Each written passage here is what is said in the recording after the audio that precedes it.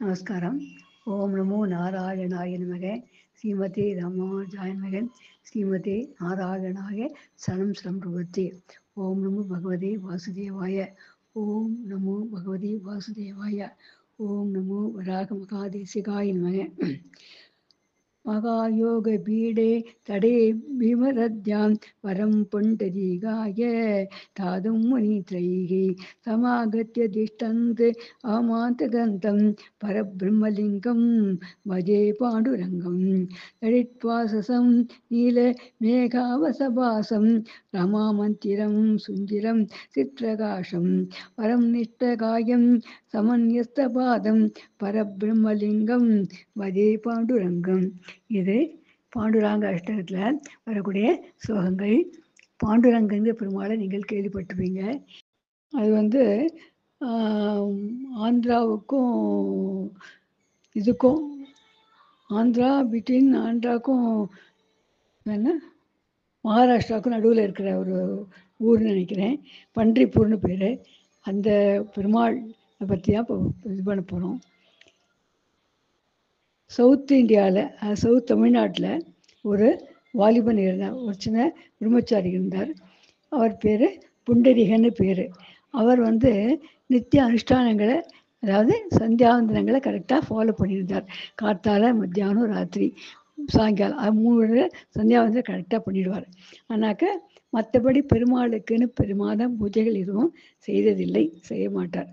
ஏன்னா அவரோட சூழ்நிலை அப்படி. அவருக்கு அம்மா அப்பா 2 பேர் உண்டு. இது ஒரே பையன். அப்பாவுக்கு கால் நடக்க முடியாது, அம்மாவுக்கு கண்ணு தெரியாது. அதனால் இவர் தான் அம்மா அப்பாவை பார்த்துக்கணும்.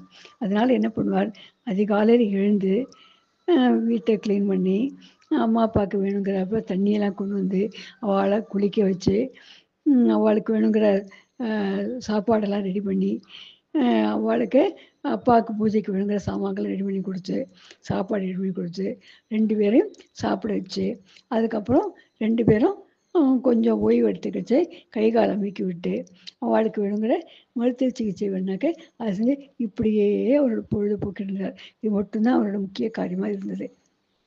இப்படி இருக்க காலத்தில் ஒரு நாளைக்கு அவர் அப்பா அம்மாவை கூட்டிக்கிட்டு எங்கேயானும் தீர்த்த யாத்திரை போகலாம் அப்படின்னு நினச்சார். தன்னோட எண்ணத்தை அப்பா அம்மாட்ட தெரிவித்தார். அவளும் சரி போகலாம்ப்பா அப்படின்னு சொன்னான். உடனே என்ன பண்ணார் தெரியுமா, அப்பாவுக்கு நடக்க முடியாதே, அம்மாவுக்கு கண்ணு தெரியாது, எப்படி அவள் நடப்பா? அதனால் ஒரு மூங்கில் கிழியை எடுத்தார். நடுவில் மூங்கில் கிழிக்கு 2 பக்கமும் 2 கயிறை கட்டி அந்த கயத்தில் கீழே 2 கூடையை அமைச்சார். அப்பா அம்மாவை 2 கூடையில் உட்கார வச்சுக்கிண்டு தோளில் அந்த மூங்கில் கிழியை தான் தூக்கிண்டு இப்படியே நடக்கிறார். தென் தமிழகத்திலேருந்து அப்படியே ஒவ்வொரு ஊராக போய் வழியில் இருக்கக்கூடிய கோயில்கள்லாம் தரிசிக்கின்றே வரார். இப்படி இருக்கச்சா சில காலங்கள் ஆகிடுச்சு. நடந்தான்னு வரணும், அதுவும் அப்பப்போ தங்கணும். கண்டினியூஸாக ட்ராவல் பண்ண முடியாது, அங்கங்கே தங்கணும். அன்னன்னைக்கு அங்கங்கே இருக்கக்கூடிய கோயிலையும் சேவிச்சுக்கணும். அது இல்லாமல் அன்னன்னைக்கு சாப்பாடு, அவளுக்கு தூங்குறது, அந்த மாதிரி காரியங்களும் பார்த்துக்கணும் இல்லையா? அப்படி இருக்கிறச்ச அவர் இப்படியே கொஞ்சம் கொஞ்சமாக நான் சொன்ன இடம் பன்றிப்பூர்ங்கிற அந்த இடத்துக்கு வந்தார். அங்கே சந்திரபாகா அப்படின்னு ஒரு நதி ஓடின்னு இருக்கு. சந்திரபாகா அப்படிங்கிற நதி, அந்த நதிக்கரையில் அந்த இடம் பார்க்கறதுக்கே ரொம்ப அழகாக இருந்தது. அதனால சுற்றி வர ஒரு பூச்செடிகள், அந்த மாதிரி ஒரு செடி கொடிகள், அதெல்லாம் அமைதி ரமணீயமான இடம், நதிக்கரை, பார்க்கறதுக்கே ரொம்ப சந்தோஷமாக இருந்தது. அதனால் அது என்ன யோஜனை பண்ணாக்க கொஞ்ச நாள் இங்கேயே தங்கலாமே அப்படின்னு நினச்சார். உடனே அப்பா அம்மாட்ட கேட்குறாரு. அவளும் சரிப்பா இங்கே தங்கலாம் அப்படின்னு சொன்னார். உடனே பக்கத்துலேயே ஒரு சின்ன குடிசையாட்டம் போட்டுக்கிண்டு டெய்லி காத்தால் நதியில் போய் ஸ்நானம் பண்ணிவிட்டு ஜலம் எடுத்துகிட்டு வருவார். அப்பா அம்மாவுக்கு ஜலம் எடுத்துகிட்டு வந்து குளிக்க வைப்பார். அப்புறம் அவளுக்கு சாப்பிட்றதுக்கு வேணுங்கிறது எல்லாத்தையும் பழமோ காயோ அக்கம் பக்கத்தில் போய் வாங்கிட்டு வந்து வச்சுப்பார். அது இல்லாமல் அப்பாவுக்கு பூஜைக்கு வேணுங்கிற சாமான்களாம் தயார் பண்ணி கொடுத்து இதெல்லாம் பண்ணார். அதுக்கப்புறம் நித்தியப்படி கைங்கரியம், அப்பா அம்மாவுக்கு விசிறி வீசுறது, கை கால் அமைக்கி விடுறது, இந்த மாதிரி காரியங்கள்லாம் மாற்றி மாற்றி பண்ணிகிட்டே இருக்கார். அப்படி இருக்கிறச்ச ஒரு நாளைக்கு இந்த விஷயம் நிறைய பேருக்கு தெரிஞ்சு போச்சு. இப்படி ஒரு பையன் அப்பா அம்மாவுக்கு ரொம்ப அன்பாக கைங்கரியம் பண்ணிட்டு இருக்கான் அப்படிங்கிற விஷயம் நிறைய பேருக்கு தெரிஞ்சு போயிடுச்சு.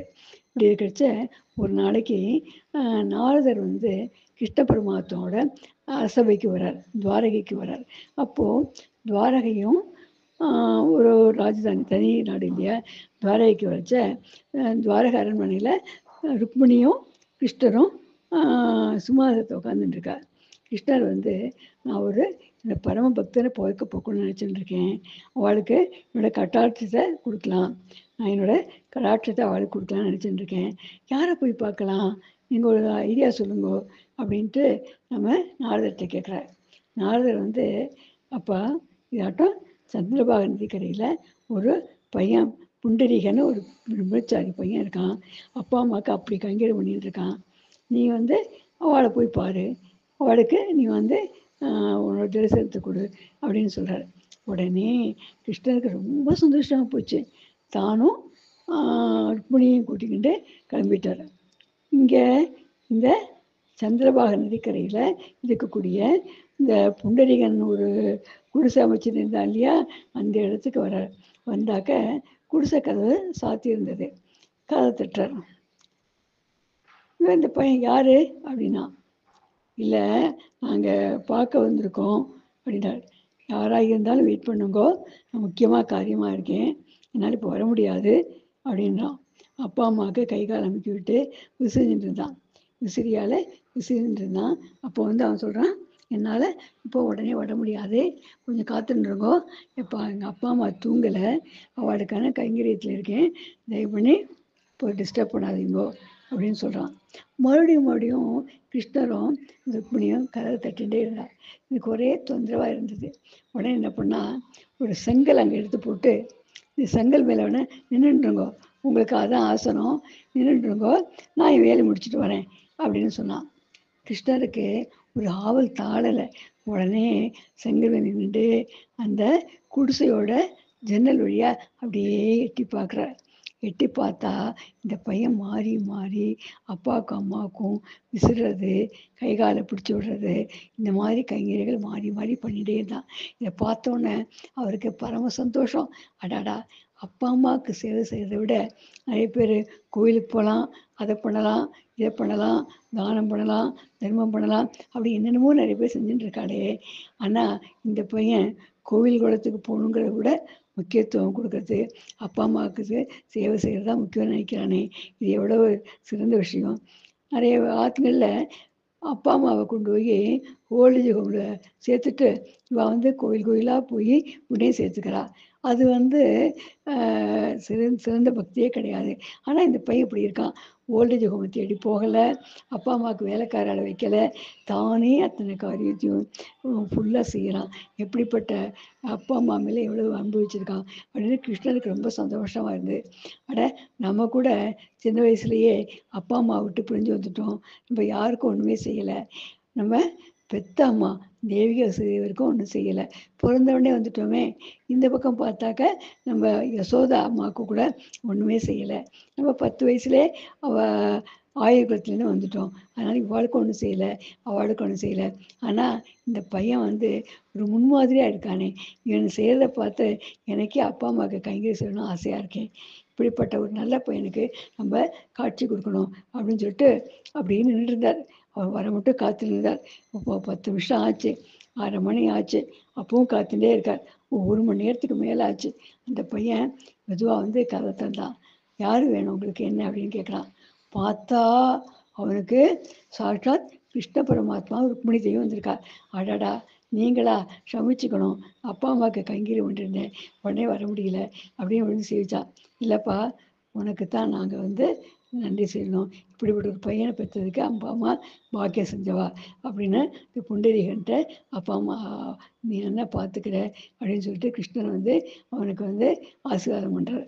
இன்றைக்கும் அந்த பவுண்டரிபுரம்ங்கிற ஊரில் கிருஷ்ணனும் அந்த ருக்மிணி தேவியும் இடுப்பில் கையை வச்சுக்கிட்டு விட்டலைன்னா அப்படி காட்சி கொடுக்குறா அப்படின்னு கதைகள்லாம் புராணங்கள்லாம் சொல்கிறது.